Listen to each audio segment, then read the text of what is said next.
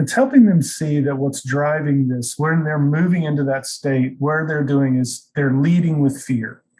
And we spend time at the university level, and we do it with a lot of organizations, and especially multi-generational family organizations, of helping them to understand the difference between fear-based excellence and authentic excellence.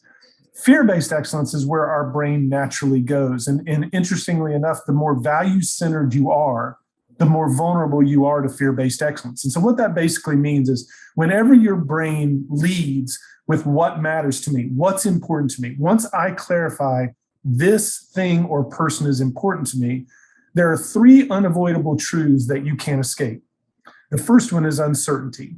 The truth is you never completely control everything that goes into something that matters to you. There's always a chance you could fail or lose that thing or person of importance. And if you did, there would be a cost. So that's the second truth that comes in, is there will be a cost. You would hurt in some way. The third truth that comes into play is today's time, whenever we're engaged in things that matter to us, we are aware that people are watching us and forming opinions about it. There's this perceived evaluation that we feel on display of people evaluating us when we're engaged in things that matter. So if you dare to care, you can't avoid those three things. And what that evokes in our brain is fear of failure. That's what gets activated.